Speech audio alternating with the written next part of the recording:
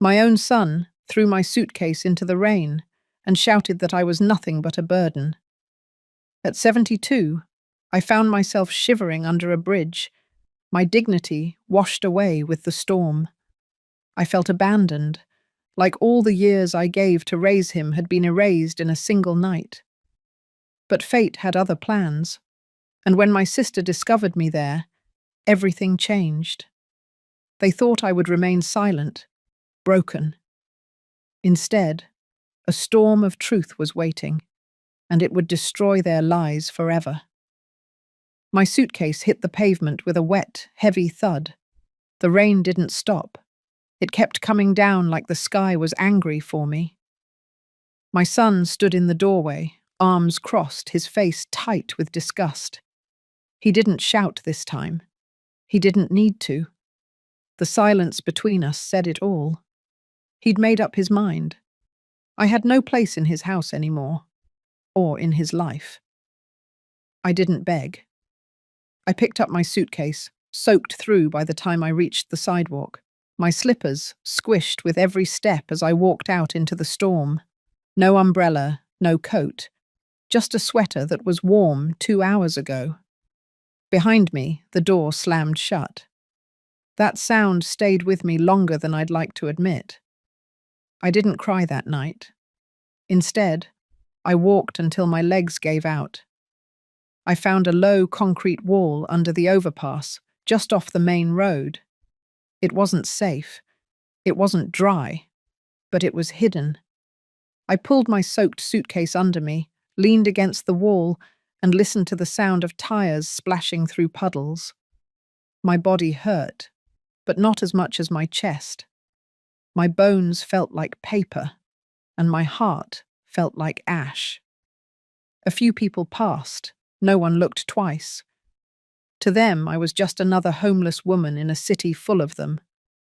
That was the part that scared me most. I didn't feel like me anymore. I felt invisible, discarded. I kept hearing his voice in my head, the way he said the word burden, like I was some chore, like the years I raised him never happened. I remembered the scraped knees I kissed, the meals I skipped so he could eat. And now, in his eyes, I was just weight. The wind cut harder the longer I sat. I pulled the blanket tighter, one I found in my suitcase, thin and damp. My body shook anyway, not just from cold, from shame, from disbelief. Maybe some of you understand that feeling, when the people you gave everything to look at you like you're nothing. That night, I didn't sleep much. I listened to cars, to sirens, to the sound of something inside me breaking apart. Around 3 a.m, the rain slowed. I was just starting to nod off when I heard footsteps. Not hurried, not heavy, measured.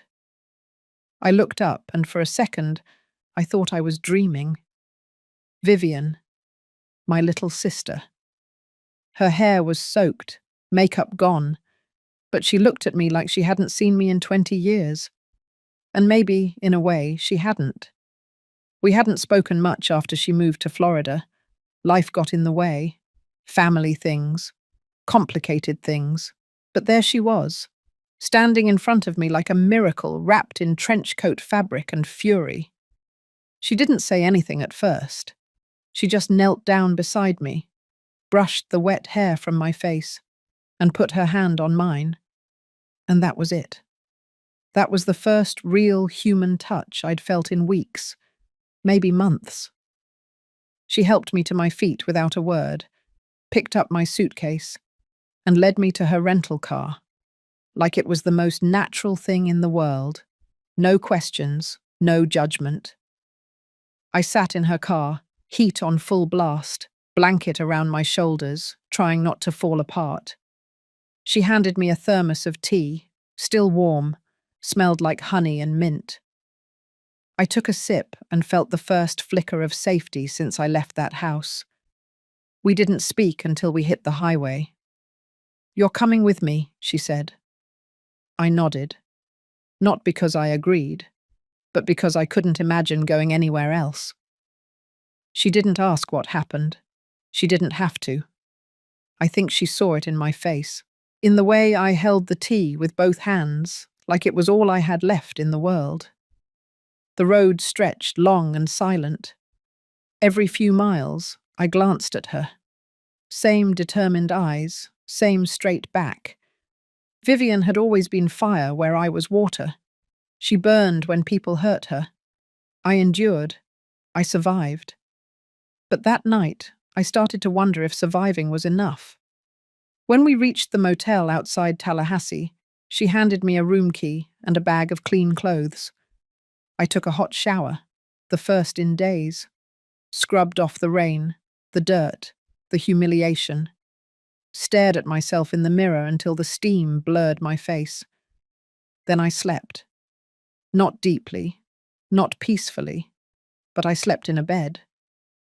And the next morning, when she said we'd be heading south to Clearwater, I didn't ask why. I just followed. Because something inside me had shifted. Not all at once, not loud, but enough to feel it. Maybe you've felt it too. That quiet turn. That moment you realize, this time, I'm not going to let it go. This time, I'm not swallowing my pain just to keep the peace. Not when it costs me everything. If you've ever had someone you love treat you like garbage, if you've ever had to pick yourself up off the ground with nothing but pride and aching joints, then maybe you'll understand what I did next. And trust me, it won't be pretty, but it will be fair. The next morning came fast. I opened my eyes to a low hotel ceiling and the steady hum of the air conditioner. The bed under me was too firm, the sheets scratchy, but compared to concrete and rain, it felt like heaven. My muscles ached from the night before, but my hands were warm for the first time in days. I sat up slowly, wrapping the motel blanket around my shoulders. I wasn't home, but I was somewhere. That was enough. Vivian was already dressed and packing up her things. She moved fast, focused, like she'd been planning something all night. She didn't ask how I slept. She didn't offer small talk. Just picked up my suitcase and said, "We need to get moving." I followed her out to the parking lot. The sky was pale blue, the air thick with humidity, the way Florida always smells before noon. I slid into the passenger seat, and as soon as the doors shut, she put the car in drive. No hesitation. 10 minutes down the road, she pulled into a gas station, left the car running, and told me to wait. She returned with a thermos of fresh coffee, a breakfast sandwich, and a folder. She handed me the folder first. Inside was a printout of a real estate listing, a condominium unit in Clearwater, 2 bedrooms, ocean view, fully furnished. The price made my stomach tighten. I looked at her and she finally spoke again. "That place is yours. I bought it this morning." I didn't say anything. Couldn't. My mouth stayed open for a few seconds before I managed to close it. My hands held the folder like it might break. Vivian kept her eyes on the road. "I already wired the money. It's under your name. No mortgage, no tricks." I turned the page. There were photos, a balcony facing the sea, a kitchen with granite counters, a guest room with a writing desk. It looked like the kind of place someone stayed for 2 weeks every summer, not the kind of place someone like me lived in full-time.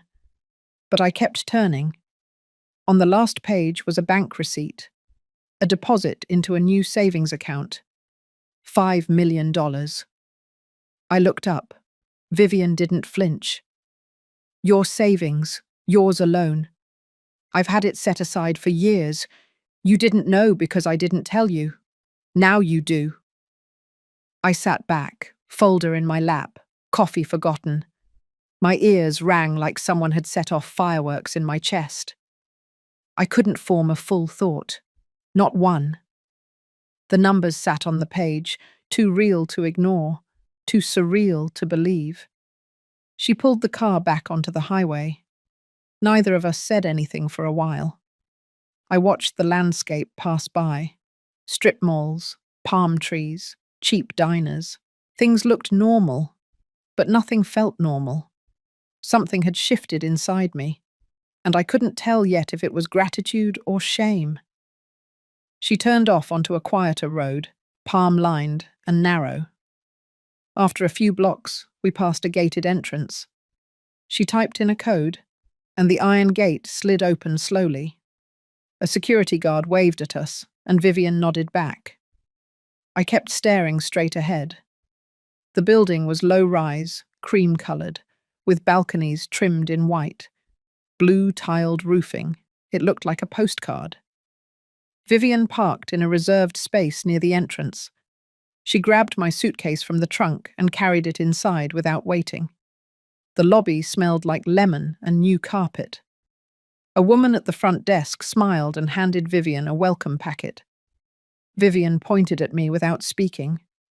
The woman looked at me kindly, the way people look at stray dogs they wish they could help. We rode the elevator in silence. On the third floor, Vivian unlocked the door to Unit 3C and pushed it open.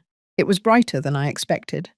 The walls were soft beige, the couch pale grey. Light poured in through the sliding glass doors that led to the balcony.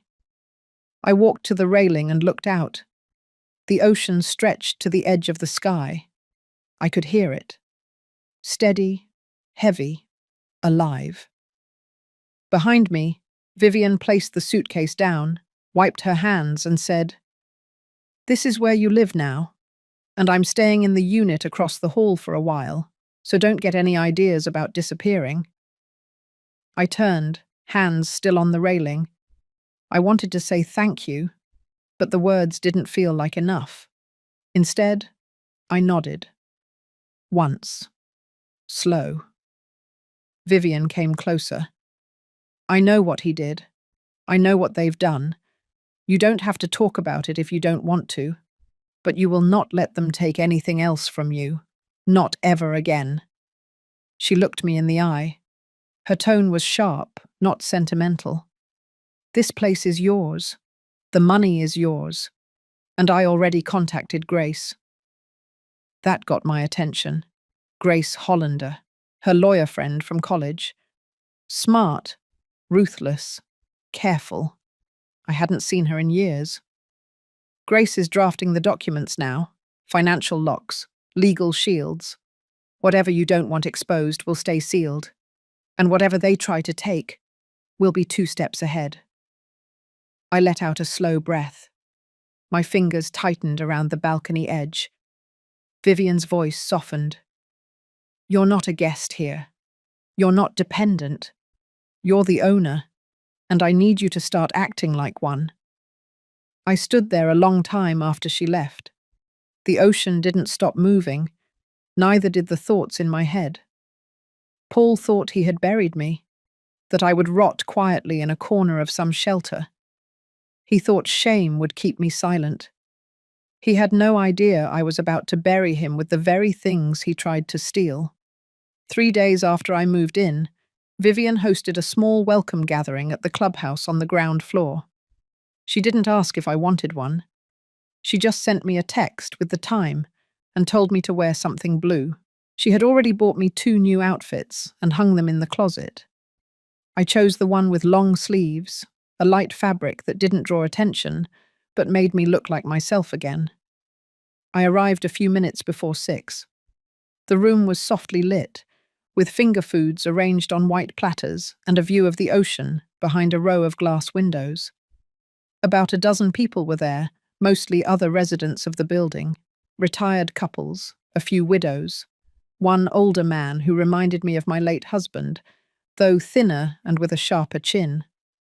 I didn't catch most of their names, but I recognized their warmth, the kind that doesn't ask too much too soon. Vivian made sure to keep me close. She introduced me with just enough detail to be polite, never crossing into anything personal. She never mentioned what had happened. Never mentioned Paul.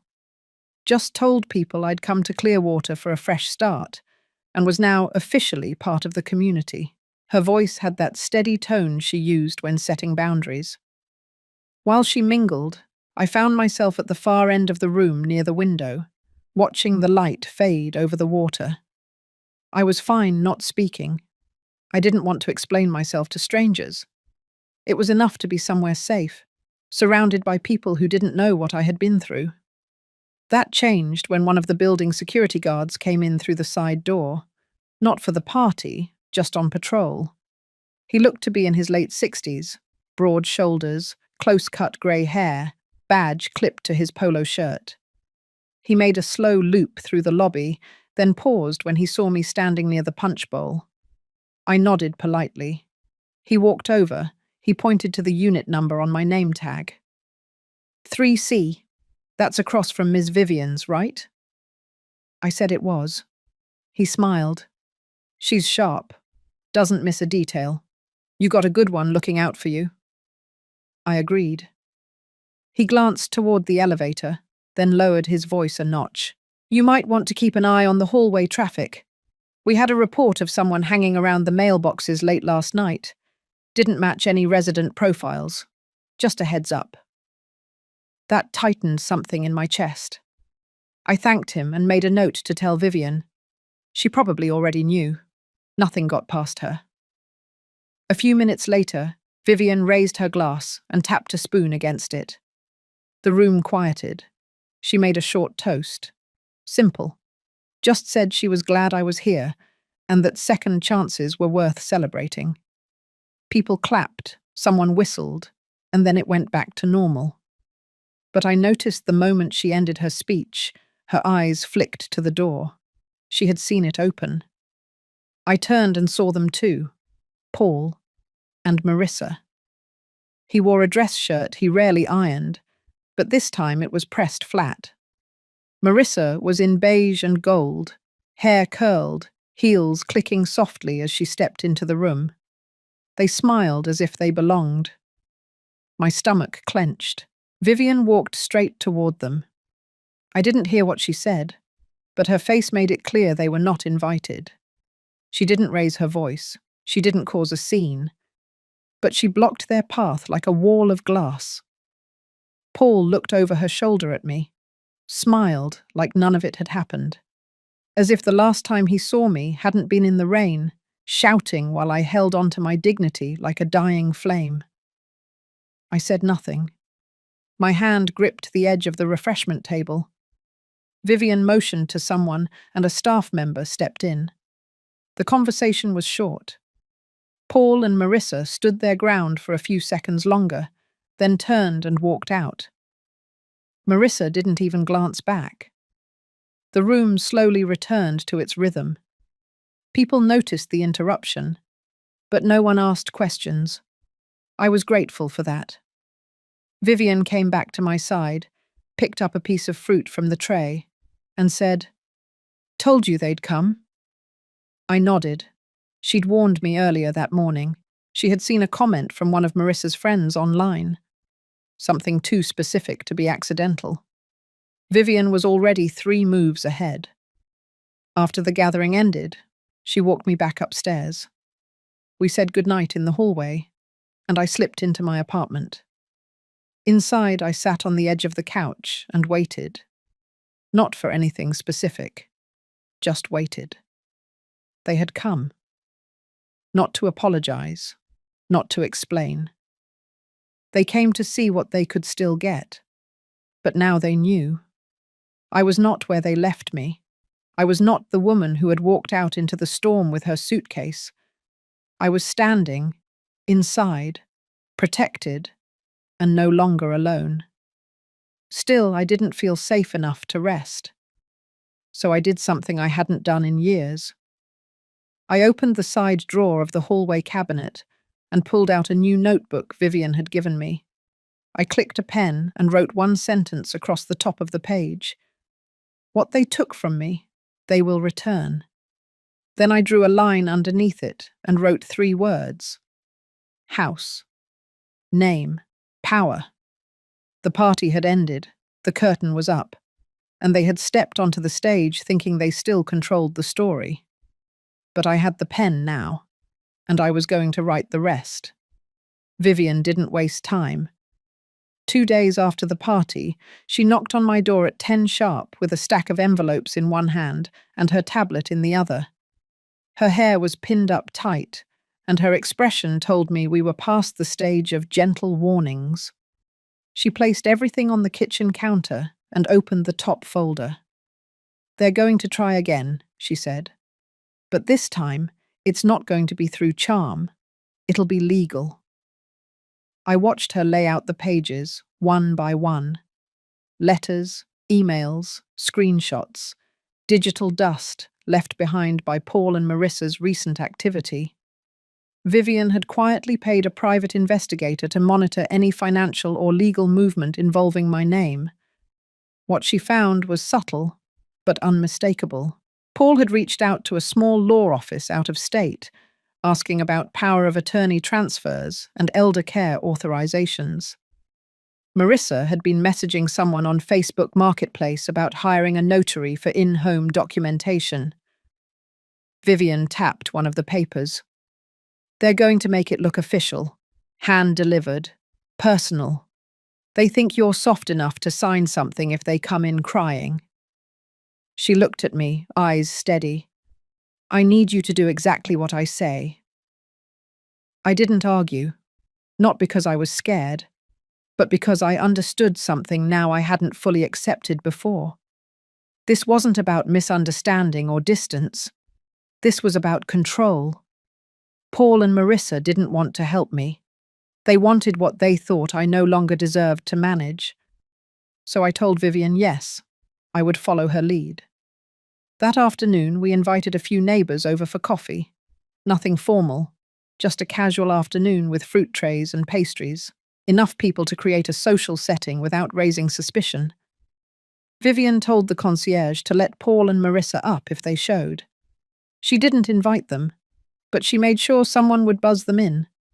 Then she slipped a recording device under the end table by the couch and sat down like we were expecting the weather to turn. It took less than 20 minutes. Paul knocked. Vivian didn't flinch. I opened the door. He smiled like we were long-lost friends. Marissa stood behind him, holding a gift bag with gold tissue sticking out. She wore pale pink and pearls. They had rehearsed this. Paul stepped in first. Loud greetings, jokes about dropping by while they were in the area. Marissa placed the bag on the table and pulled out a tin of homemade cookies. I said thank you without emotion. Vivian watched quietly from her chair. After 5 minutes of shallow chatter, Paul sat forward, hands folded. "I brought something for you to look at," he said. He reached into his briefcase and pulled out a stapled document. The front page had bold lettering across the top. Family Wellness and Property Agreement. Vivian took one glance at the title and crossed her legs. Paul slid the papers across the table toward me. "Just something to make things smoother, so we can help out, you know. Coordinate medical stuff. Ease the process in case anything urgent comes up." He smiled again. Too long. Too forced. I picked up the first page and read silently. It was 6 pages long. Buried in the middle was a paragraph labelled Temporary Power Authorization, followed by another labelled Financial Oversight Clause. The language was careful, not overtly predatory, but it gave Paul full access to act on my behalf regarding medical and financial decisions. It also authorized him to open and manage bank accounts under joint access. I set the paper down. I didn't speak. Vivian stood. She walked to the kitchen, took out a second folder, and returned. From it, she pulled a nearly identical document. Only this one had a red line through the middle. "This is a copy of the version you had drafted last week with that paralegal in Kissimmee," she said to Paul. "The original email is time-stamped. The language is word for word." Paul's face froze. Marissa stayed quiet. Vivian turned to me. "Go ahead. Ask them what this is really for." I didn't need to. The silence said everything. Vivian opened the recording app on her tablet and let it run. Then she raised her voice just enough for the neighbors to hear. "I want everyone to know," she said, "that this document was designed to strip Helen of her financial rights under the guise of assistance. This is what family manipulation looks like." Paul stood up fast. "You don't understand what we're trying to do," he said. Marissa grabbed his arm. Vivian stayed calm. "No, I understand exactly. And so does the state of Florida. So will the ethics board. So will the community you're trying to impress with fake tears and cookies." Paul's voice cracked. "You're making a scene." Vivian laughed once, sharp. "Scene? No. This is clarity." She turned to me and nodded. I walked over to the table, picked up the contract they brought, and tore it down the middle. The room went quiet. The neighbors stopped talking. Paul looked at me with something I hadn't seen in years. Fear. I didn't scream. I didn't curse. I simply held up the torn pages and said, "This is what happens when you mistake quiet for weak." Vivian motioned toward the door. Paul and Marissa walked out, this time without looking back. I sat down slowly, my hands still warm from the paper. Vivian brought me a glass of water. The neighbors murmured, then politely excused themselves. When the room was empty, Vivian spoke low. "They'll try something else." I nodded. I knew that too. But what they didn't know was that we were ahead now. And I wasn't just holding the line. I was ready to take everything back, piece by piece, name by name. And this time, they would never see it coming. 3 mornings after I tore their contract in half, I opened my front door and found a white orchid sitting on the welcome mat. No card, no note. Just the plant, delicate and perfect, like a silent apology that didn't have the guts to knock. I stood there for a long time, not picking it up. The air was warm, the hallway quiet. Across from me, Vivian's door opened. She stepped out, holding a cup of coffee in one hand, phone in the other. She saw the orchid and stopped. "They're switching tactics," she said, not even blinking. I nodded once and left the plant where it was. I stepped back inside, locked the door, and let the silence hold. That evening, they came again. Not together this time. Paul showed up around 6, wearing a blue polo shirt I remembered buying him for a job interview he never got. His smile was softer than usual. He carried a small paper bag from the Italian restaurant on Main. Said he figured I hadn't had dinner yet. I didn't open the screen door. He stood there for a while. Told me I looked good. Asked if I liked the neighborhood. Told me he and Marissa had been talking. That they felt terrible about how things had escalated. Said he missed me. I said nothing. Eventually, he left the bag on the bench by the wall and walked away. I watched him go, never moving. The next morning, it was Marissa's turn. She showed up just before noon with a grocery bag and a book tucked under her arm. Her tone was lighter, almost casual, like this was just something she always did. She didn't bring up the contract. She didn't mention the party. Just said she wanted to stop by, maybe help with errands, cook something if I was tired. She used to call me by my first name. That day, she called me Mum. I watched her through the peephole until she left. She took the groceries with her, left the book. A week passed like that.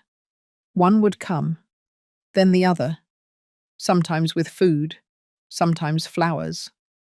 Once, a framed photo of Paul as a boy holding a fishing rod next to me on a pier, a memory they thought could be weaponized. I didn't respond, but I watched, and I recorded. Vivian had given me a small device, no bigger than a car key. It sat by the door, always on when someone came near. I didn't use it to catch them saying anything criminal. I used it to catch the tone, the hesitation, the patterns. Because their words weren't about repair, they were about access. Every conversation circled around comfort, concern, and eventually logistics. Bills, accounts, end-of-life planning, the language of thieves pretending to be caretakers. Vivian took the recordings and shared them with Grace. Grace didn't say much at first, just listened, took notes, asked about mail, email, phone calls. Then she flagged something. Paul had requested a change of address for my bank correspondence. He'd done it online, using a phone number from years ago that had once been tied to my name. Grace found it through a soft scan she had requested from a banking contact. It hadn't processed yet, but it was a red flag. Vivian changed the mailbox locks the next day. The night after that, the fire alarm in my hallway went off around 2 a.m. No fire, just a pulled lever. Ramirez, the guard, reviewed the camera and caught a blurry figure walking through the service corridor 20 minutes earlier. Couldn't see the face, could see the jacket, the same one Paul wore to the party. I asked Vivian to call Grace again. She brought over a laptop the following day and walked me through setting up secure digital alerts. Any access attempt to my accounts, any login from an unrecognized device, any file request tied to my name. I agreed to everything. Then I asked her if she thought they were done. She didn't answer right away. "They'll try the back door now," she finally said. I asked what that meant. She closed the laptop.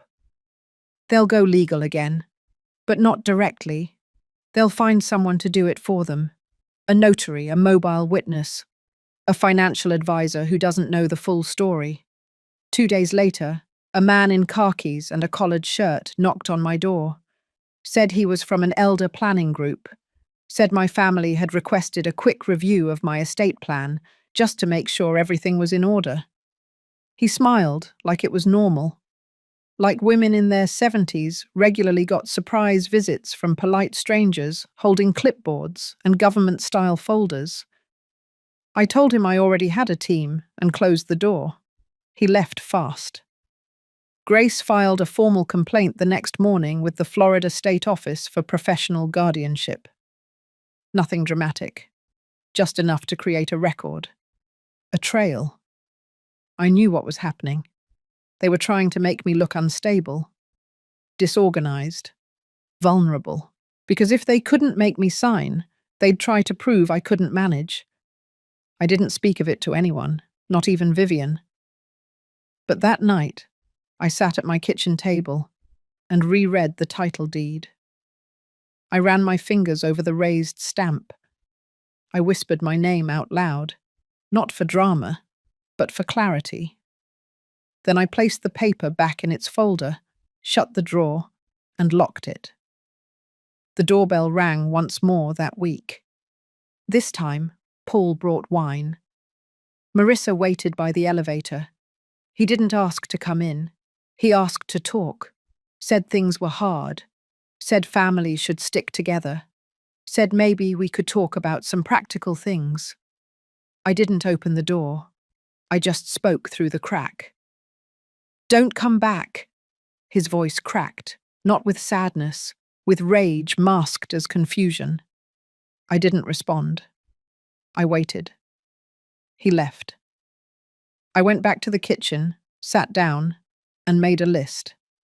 3 columns: what they tried, what failed, what would never be forgiven. I was no longer defending anything. I was documenting, preparing. The storm had passed, but the damage it left behind would serve as proof, and I would be the one to carry it forward, piece by piece, until there was nothing left for them to claim. The knock came on a Tuesday afternoon, not rushed, not nervous, just steady enough to suggest familiarity. I was standing in the kitchen when I heard it. I didn't flinch. I walked slowly to the door, just like I had rehearsed with Vivian and Grace. I didn't open it right away. I checked the peephole. Paul stood there, hands empty, no gifts, no folders, no food. That was a change. Behind him, Marissa waited near the elevator, pretending not to look at the door, but I could see the angle of her shoulder. She was listening. I unlocked the door but kept the latch in place. I didn't invite him in. Paul leaned forward slightly. "I just wanted to see how you're doing," he said, voice low. I stayed silent. He continued. "Things have been tense, and I get it. We crossed a line. Still, I said nothing. I just miss you. So does Marissa. We're not proud of how we handled everything, but we want to make it right. We've been talking. We thought, maybe if we showed you that we're here for you, you'd believe us." He pulled a small envelope from his back pocket and held it up. "It's nothing legal. It's just something we wrote. From the heart." I reached through the crack in the door and took the envelope. Then I closed the door without a word. Inside, I opened it slowly. 2 pages. Handwritten. The tone was sweet, guilt-laced. Words like forgiveness, regret, rebuilding. Marissa's handwriting was on the 2nd page. She mentioned that she had enrolled in a caregiving class, that she wanted to be more helpful. She said family was the only thing that mattered now. I folded the pages, set them on the table, and pressed the button under the edge of the counter. The small recorder clicked on. It had been sitting there for days, waiting. I walked back to the door and opened it fully this time. Paul turned, a flicker of hope passing across his face. "Come in," I said. He stepped inside. Alone. I didn't greet him. I didn't smile. He sat at the far end of the couch, adjusted his sleeves, looked around the room like it was the first time he'd really seen it. "This place is beautiful," he said. "You really settled in." I nodded once. He glanced toward the hallway. "Marissa's just downstairs. She didn't want to crowd you." I said nothing. Paul leaned forward, elbows on knees. "Look, I know we messed up, and I know you're probably never going to fully trust us again. But we are your family. We're not here to fight. We're here to fix things." He paused, let the words hang. "I know you've got things in place now. People helping, lawyers, whatever Vivian lined up. But that doesn't mean you don't need us. You're still our mum. We still want to help." He looked at me, eyes searching. "I don't want your money. I just want peace." I stood near the edge of the living room, watching him, letting the recorder capture every word. He kept going. "I know you've got accounts set up, savings, property, all of that. And that's great. That means you're safe. It doesn't mean we can't be involved. You shouldn't have to manage everything alone." Then he shifted tone. "I mean, what if something happens? A fall, a health scare. Don't you think it makes sense to have someone on file? Someone who can make a decision if you can't?" I turned slightly toward the kitchen. Let him keep speaking. "I've got paperwork. It's basic. Just lets us be listed as emergency contacts. Nothing binding, nothing financial. Just access to records. So we can help. That's all." He reached into his jacket pocket and pulled out a thin folder. This was the real reason he came. I didn't move. He placed the folder on the coffee table, sat back like he had just offered something noble. "You don't even have to look at it now. Just think about it. No pressure." I looked at the folder. Pale blue, no markings on the outside. I spoke, finally. "Where is Marissa right now?" He hesitated. "Downstairs. In the car." "Alone?" He nodded. I walked to the balcony door and pulled the curtain back just slightly. She was there, leaning on the hood, talking on the phone. I let the curtain fall. I picked up the folder, walked into the kitchen, and dropped it in the trash. When I returned to the living room, Paul was standing. "I didn't mean to offend you," he said. I said nothing. "I thought you'd appreciate the effort." Still nothing. "I guess Vivian got to you good." That made me pause. I stepped closer. "Vivian didn't do this," I said. "You did." Paul's jaw tensed. The mask slipped for a second. Then he stepped forward, tried to soften his face again. "Please, just consider—" I cut him off. "I already did." I opened the door. He stood there for another moment, like he might say something else. But he didn't. He walked out. I shut the door behind him and locked it. Then I turned off the recorder. 2 days later, Grace came by with a printed transcript. She added it to a folder already thick with statements, photos, logs, a clear timeline of pressure and manipulation. Each entry dated, each line consistent. They hadn't stopped. They had just changed shape. And now, I had proof. The next time they tried anything, it wouldn't be a guessing game. It would be evidence. And it would be enough.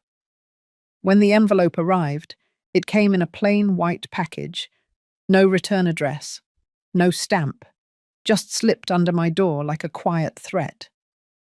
I found it early that morning while making tea, half asleep, slippers dragging across the cool floor. At first, I thought it might be another apology letter, or a card from one of the ladies in the book club. But the weight of it told me otherwise. It wasn't soft. It wasn't personal. It was stiff, heavy. Inside, it wasn't one letter. It was 6 pages, printed, stapled, each page full of language designed to confuse, designed to intimidate. They had hired a lawyer, or at least, they wanted me to think they had. The letter claimed that for health and safety concerns, Paul and Marissa were filing for conservatorship review, that they had evidence of mental decline and were concerned for my well-being, that my recent financial decisions had been erratic and might pose a danger to myself and others. I sat down slowly, rereading that line 3 times. It said my decisions were erratic. Me. The woman who ran an emergency clinic budget for over a decade. The one who handled invoices and vendor disputes while my husband worked nights. The one who stretched 2 retirements through a market crash. And they were calling me unstable. I didn't cry. I laughed. Then I picked up the phone and called Vivian. By noon, Grace was at my door with a copy of the same letter, forwarded from Vivian's office.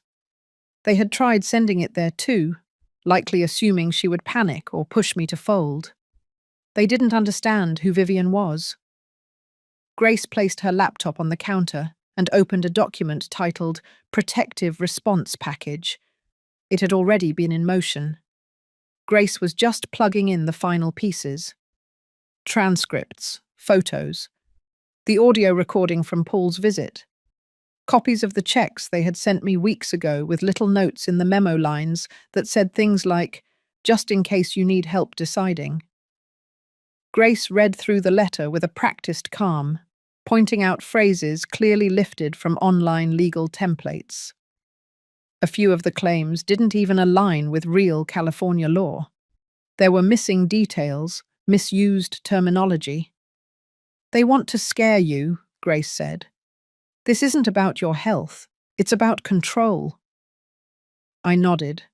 We didn't need to file anything yet. But Grace contacted a friend at the probate court office to log the materials. If anything did surface, we would be ready. By the end of the day, Vivian had sent a formal response, worded like a velvet blade, warm but firm. The kind of letter that didn't just push back, It warned. And then I did something I hadn't planned on. I called my doctor, not because I was worried, but because I wanted records. I booked a full cognitive exam and wellness panel, scheduled the test that same week. I passed every one of them. Blood pressure steady, reflexes tight, memory sharp, processing speed still faster than most people half my age. 2 days later, the results were in a folder in Grace's hands. I asked her to make 3 copies. I sent one to Paul. No note, just the report. A week passed, then 2. No calls, no visits, no letters under the door. I thought for a second maybe they had backed down, but that was the mistake, because while I was savouring the silence, they were busy somewhere else. Vivian got the alert first. She had set up tracking through the property registrar's office. Any time a lien, inquiry, or dispute was filed with my name or address, she would be notified. That's how we found out they had submitted a request to the bank that held my savings account. They were trying to list themselves as co-beneficiaries. It wasn't a legal move. It was a phishing attempt. Marissa had called, posing as me, claimed to have forgotten her online access, and asked to update beneficiaries by phone. The clerk flagged it immediately. My age and voice notes didn't match. The bank froze the request and logged it. But still, they tried. They didn't even care how desperate they looked anymore. I stared at the bank report for a long time that night. Not angry, just quiet. This wasn't about money anymore. It was about erasing me. They wanted my freedom, my dignity, my name on paper, in ink beside theirs, proof that they had power, that I needed them. Vivian and Grace arranged for the accounts to be legally sealed with third-party oversight. No new names, no beneficiaries. Everything would move to a foundation if anything happened to me. One I had already set up. Quietly. Months ago. It wasn't about revenge. It was about making sure no one could ever trap me again. Later that week, Grace handed me another envelope. Thicker than the last. Inside were 2 signed affidavits from my previous landlord and neighbour. Witnesses to the nights Paul and Marissa left me outside, refused to open their door, told the kids I was being dramatic. There was also a notarized statement from the community nurse, one who had seen my bruises when I fell. She confirmed no one from my family came to pick me up from urgent care. They wanted to build a case against me. I was already building a wall around myself. Brick by brick, paper by paper, truth by truth. And every page was sharper than the last. There was a line in Grace's summary that stuck with me. Attackers with shallow motives underestimate the power of long memory. She was right. I remembered everything. And now, so would the court. So would the law. And soon, so would they. The invitation came from Paul. A simple text, short and polite. He asked if I'd be willing to come over for dinner at their place next Sunday. Said the kids missed me. Said they'd like to start fresh. He ended the message with a hopeful line about family and forgiveness. I stared at it for a while, letting the words settle. I knew what this was. I had seen it coming. Vivian had seen it. Grace had predicted it almost to the week. They had tried the legal pressure. That had failed. The false conservatorship attempt didn't land. The beneficiary trick was exposed. And now came the charm offensive. Still, I agreed. I told him I'd be there at 6. On Sunday, I wore a soft navy dress, the one with the high collar and long sleeves. I pinned back my hair and wore my gold watch, the one Charles gave me on our 25th anniversary. I carried nothing but a slim envelope in my handbag and my calmest expression. The house hadn't changed. White siding, fresh mulch, a new wreath on the door, as if any of that could disguise the bitterness that clung to the walls. Marissa greeted me with a smile stretched too wide. Her eyes flicked over my outfit, trying to read it like a signal. She stepped aside, letting me in with a hand on my back, firm and controlling. The dining table was set for 7. Paul sat at the head. The kids were dressed up, their shirts too stiff for a Sunday. Their eyes darted between me and their parents. We sat. We ate. The food was good, a little too perfect. They talked about the children's grades, about how Paul had been considering a job change. Marissa complimented the dish she had made, twice, with the kind of tone that needed approval. I nodded politely, responded when asked. I didn't bring up anything from the past few months. And they didn't either. Not directly. But about halfway through dessert, Paul leaned back in his chair and let out a sigh. I've been thinking a lot lately, he said, about how things got complicated. And I know we all made mistakes, but I hate the distance between us. Marissa reached for his hand. And with the kids getting older, she added, we just don't want any regrets. We want them to know what real family looks like. It was my turn to nod. I appreciate that, I said. I really do. They smiled, and then Paul said it. I was wondering, Mum, if we could talk sometime about how we move forward. Maybe review some of the decisions that were made when things were tense, especially regarding estate matters. There it was, the soft glove pulled off, the hand beneath it, reaching. I let the pause settle, just long enough. Then I reached into my bag and pulled out the envelope. Of course, I said, but I think it's best we're all clear, so I had something drawn up.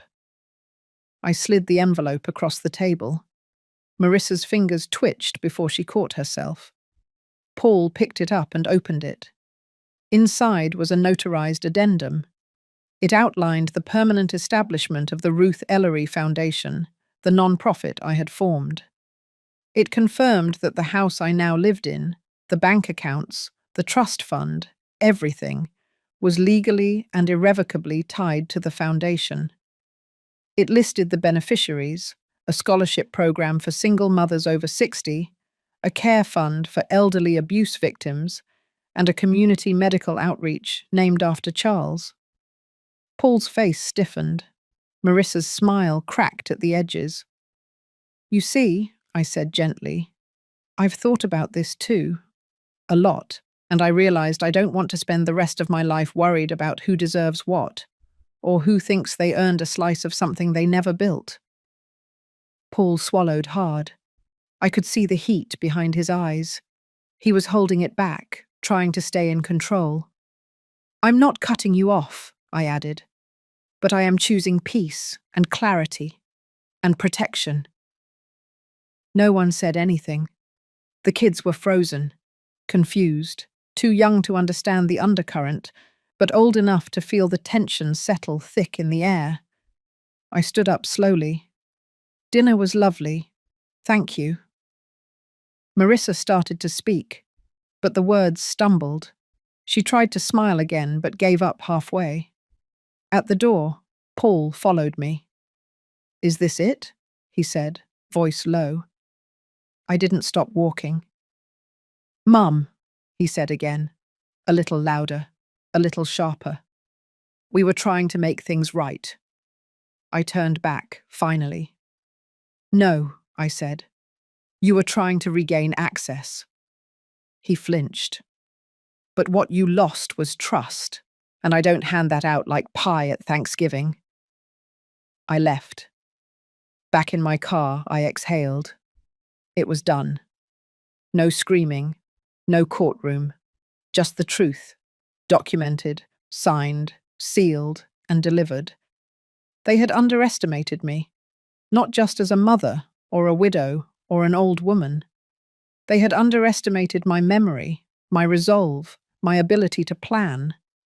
And now, for the first time in years, I slept that night without locking the door twice. because they couldn't reach me anymore. Not in law, not in lies, not in legacy. 3 days after that dinner, I woke up to the sound of gravel crunching outside my window. I moved the curtain just slightly, not enough to be seen. Paul's truck sat in the driveway.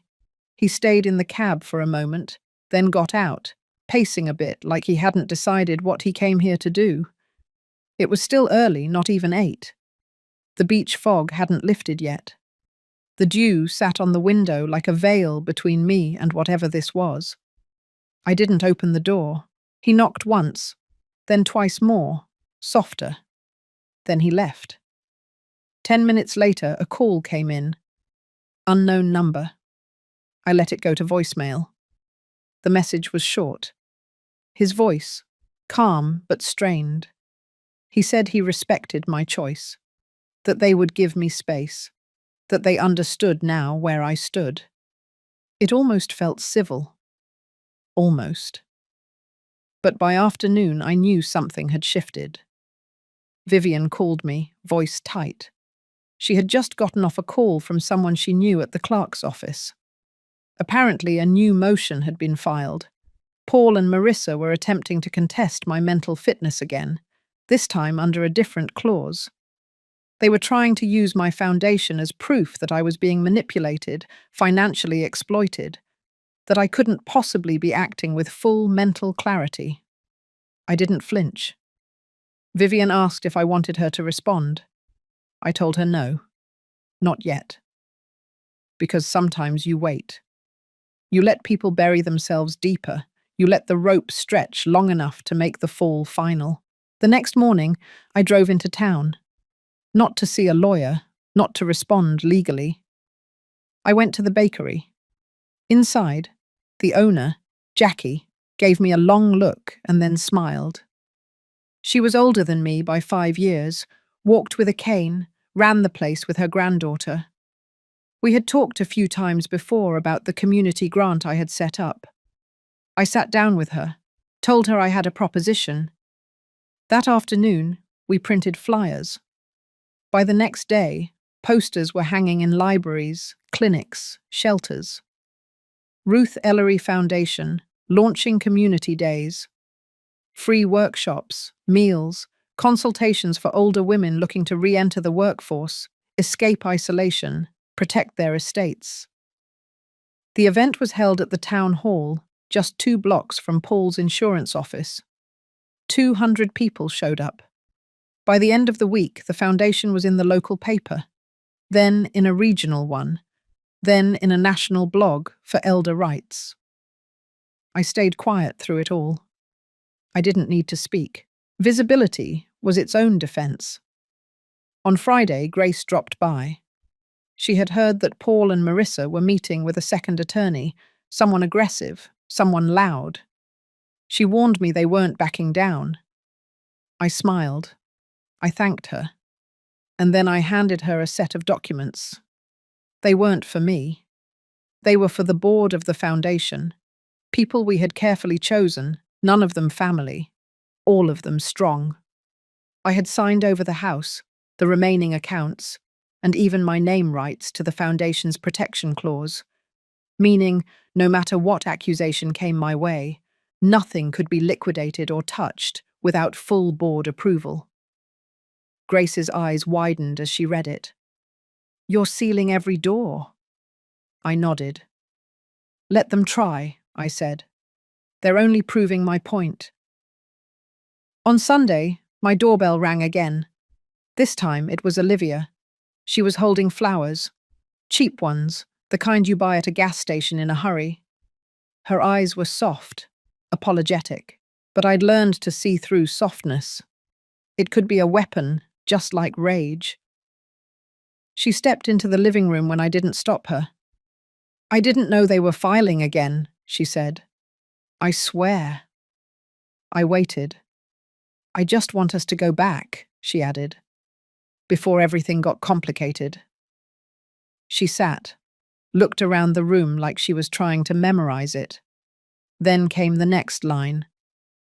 "If there's anything we need to sign to show support, Anything to put this behind us. We'll do it. And there it was. She hadn't come for reconciliation. She came to test the temperature. I stood. She didn't move. I know what you're doing, I said calmly. And I want you to remember something. This house, this peace, this life, I built it without you. I survived everything you and Paul threw at me, and I did it in silence. Her face dropped. I stayed quiet out of respect. But don't mistake quiet for weak. She stood too now, her voice cracked. Paul's falling apart. He's not eating. He's losing clients. He's blaming me. I'm scared. I looked at her for a long moment. Then I said, not cruelly, just finally, that's not my burden anymore. She left. That night, I slept with the window open. I listened to the ocean like I used to with Charles. And for the first time since all of it began, I didn't feel like I was bracing for a blow. I felt done. Not defeated. Complete. Because there is a moment, after the storm, when silence returns, and it isn't empty. It's earned. By Monday morning, I could sense a shift in the air.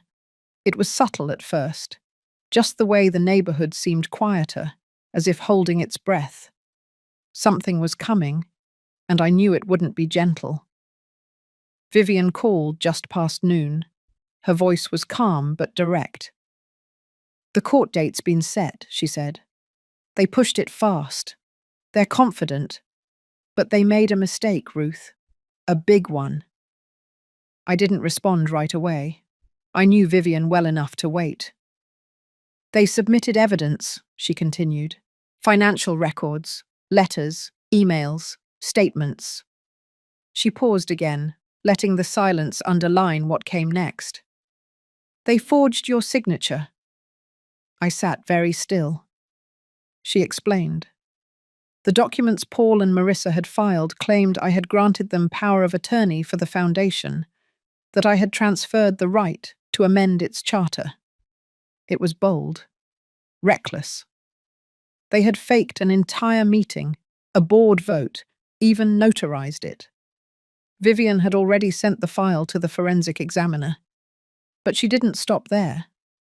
She also had a quiet lunch that weekend with one of the notaries they claimed had witnessed the document. He didn't remember the meeting.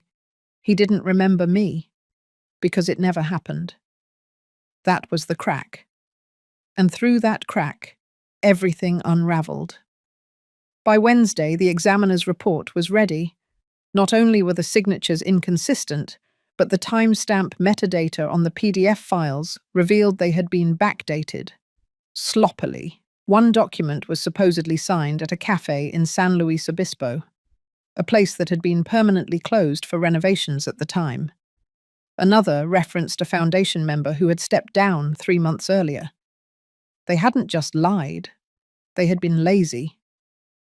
That's when Vivian made her move. She filed a motion for fraud and perjury. She submitted the report, the witness statement from the notary, and a statement from the board chair of the foundation. It wasn't just a response anymore. It was a full-blown countersuit. But it didn't end there. A day later, the county legal office reached out. Turns out, attempting to defraud a registered non-profit isn't just a civil matter. It can be criminal. And because the foundation dealt with elder welfare, there was a second layer of protection. An automatic review had been triggered the moment Vivian filed her countersuit.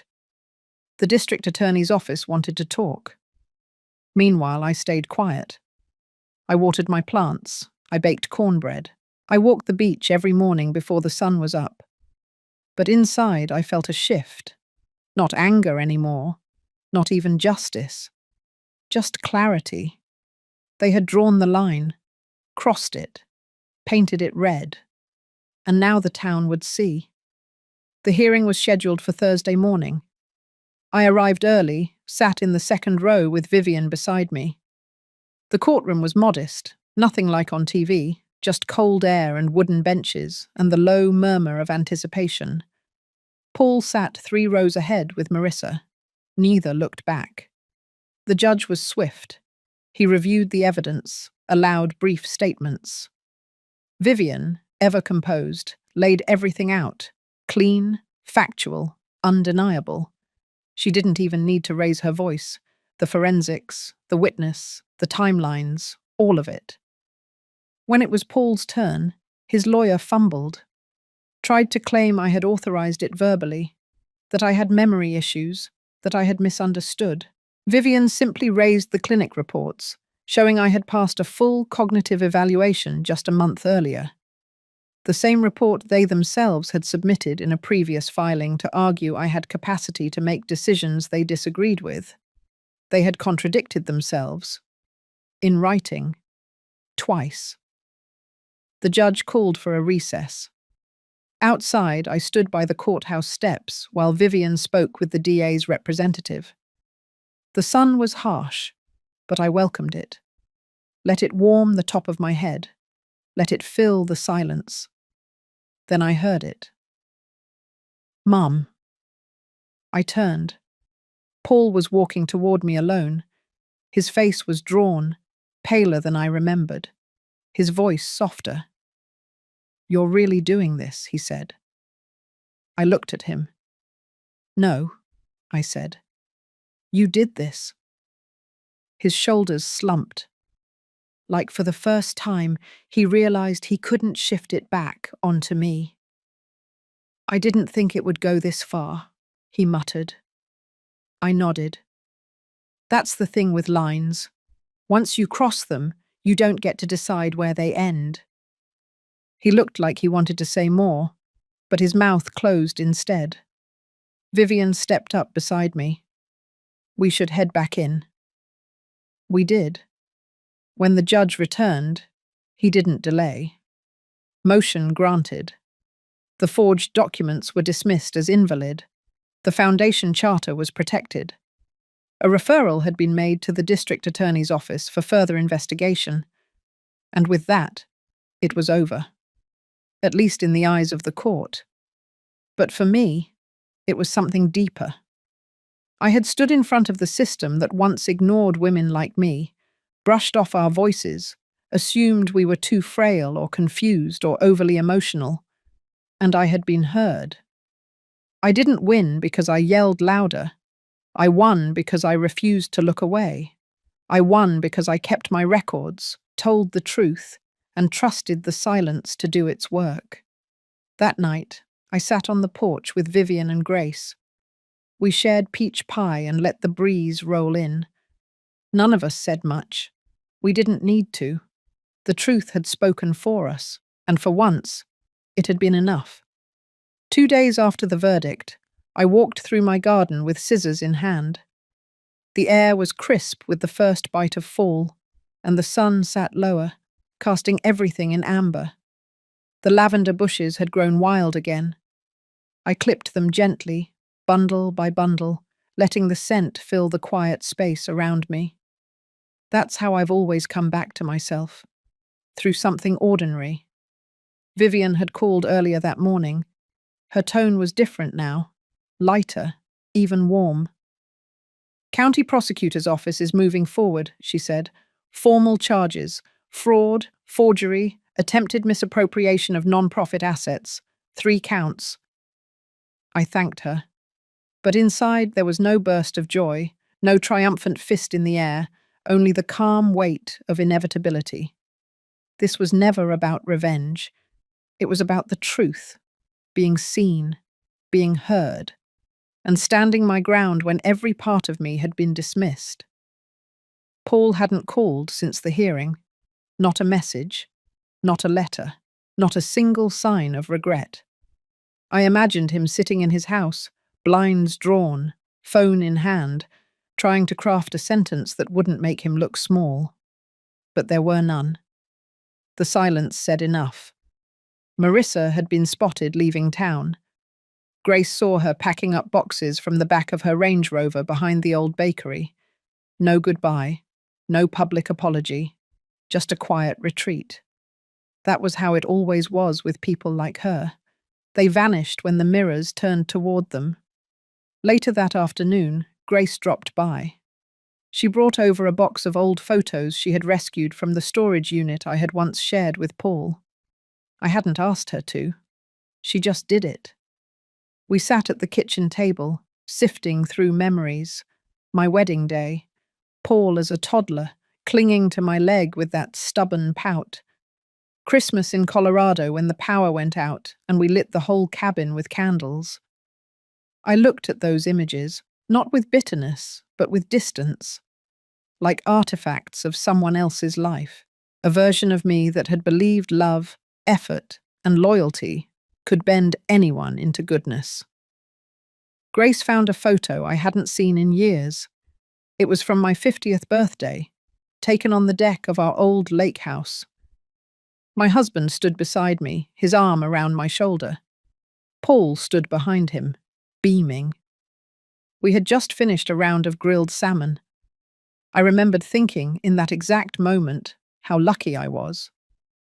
I pressed the photo flat against the table and stared at it. Not in sorrow, but in reflection. That woman, that version of me, had no idea how quickly that warmth would turn, how thin the line between affection and entitlement could be. But she wasn't wrong to hope. She wasn't wrong to love. She was just unprepared. By nightfall, I had made a decision. The community centre called the next morning, confirming space for the event. I had decided to host a gathering for the foundation's beneficiaries and partners. Not a gala, nothing showy, just a quiet celebration. A thank you, a circle of resilience. Vivian offered to help with the logistics. She was already drafting the press release. The news outlets had picked up the story since the court ruling. Elderly woman wins battle over forged control of non-profit, the headlines read. But that wasn't the story. Not really. The story was about what happens when people assume you'll stay quiet because of your age, when they forget that years do not weaken you, they sharpen you. I visited the foundation's new office space that afternoon. It was smaller than the old one, but more purposeful. A few of the younger volunteers were there painting walls a soft sage green. A woman named Liana had just moved from Oregon to work full-time on our rural support program. She hugged me tight when I walked in. "You saved this place," she said. I smiled, but inside I knew the truth. No, I had simply refused to let it be stolen. Back home, I sat by the window and wrote a letter. Not to Paul, not to the court, but to myself. A letter that began with, "I did not break," and ended with, "and I will not disappear." Because that is what this entire ordeal had tried to do, to erase me, to write over me with legal tricks and whispered doubts. But I stayed. I stood. I let the fire rise, and I did not run from it. The next day, my neighbour stopped me at the postbox. "Ruth," he said, "my wife and I read the article. What you did, that was something." I thanked him and moved on, not because I wasn't touched, but because I had spent enough time letting other people's opinions define my worth. Now I walked at my own pace. That evening, the sky opened with rain, steady, not violent. I made tea and wrapped myself in a quilt stitched decades ago, and I felt something I hadn't in months. Stillness. It wasn't peace, not quite. But it was the beginning of it. I thought of all the women I had met at the centre, the single mothers, the grandmothers raising grandkids, the widows starting over at 70. We were not fragile. We were not relics. We were survivors with memories long enough to outlast betrayal. And I was one of them. Not broken, not bitter, just awake. 3 weeks after the verdict, I stood on the small stage at the new community centre, holding a microphone with hands that no longer shook. In front of me were nearly 100 faces. Some I knew well. Some I had helped through hard winters or long divorces or lonely birthdays. Some I had never met, but they were there because the foundation had reached them in one way or another. That was enough. The room wasn't fancy. Folding chairs, coffee urns on plastic tables, a few old ceiling fans humming above. But the walls were freshly painted and lined with photos from our programs: women learning trades, elder care volunteers hugging patients, children laughing beside packed donation boxes. I didn't prepare a speech. I didn't want to perform. I just told the truth. This organization was never about money, I said slowly, pausing to steady my breath. It was about not being erased, about proving that the second half of your life can be just as powerful as the first, maybe even more. They clapped, but I didn't let the moment linger. I handed the mic to Liana and stepped off the stage. She was the future now. Her voice, her leadership, her energy. I had built the bones. They would carry the rest. After the event, people stayed. Some cried. Some hugged me. One woman slipped me a note that simply said, "Because of you, I filed for custody of my grandson." I tucked the note into my coat pocket and left through the back door. The sun had already set. Autumn was thinning into early winter. I could smell frost coming. When I got home, the porch light was on. Grace had left a casserole dish by the door with a napkin taped on top. "Rest. You earned it." Inside, I lit the fireplace and poured myself a small glass of wine. The house, once too quiet, now felt like sanctuary. Paul never reached out. I had imagined for a long time some grand apology, a tearful phone call, a letter filled with regret. But it never came. Instead, I received a package from his lawyer. Inside was a signed settlement form releasing any remaining claims to the foundation or the properties still in my name. No note, no explanation. He had chosen silence over redemption. I accepted it, not because I forgave him, but because I no longer needed anything from him. His chapter in my life had closed long ago. He just hadn't noticed until the door locked behind him. The next morning, I donated the last of his childhood keepsakes to the local shelter thrift shop. Not out of anger, just clarity. Some things don't need to be stored. They need to be let go. Over the following days, I began walking every morning, 3 miles at sunrise, sometimes alone, sometimes with neighbors who joined me quietly. We never talked about what happened. We didn't need to. They had watched it unfold in the papers, on television, across whispers in grocery aisles. But walking with them was a kind of unspoken respect, and that was more valuable than any apology. One morning on the trail behind the orchard, I spotted a young woman sitting on a bench with her child. She looked tired, like the world had sat on her chest for too long. As I passed by, she stopped me. "You're Ruth, right? The woman who fought back?" I smiled gently. "I'm Ruth, but I didn't fight. I just refused to vanish." Her eyes welled up. "Thank you," she whispered. That was it. No more words.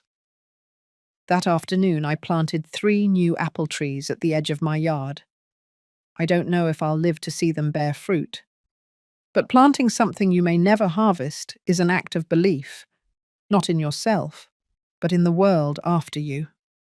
Grace visited again that weekend. We drank tea, laughed about the news segment that had mispronounced her name, and talked about hosting a writing workshop for retired women next spring. Stories, she said, were the last thing they couldn't steal.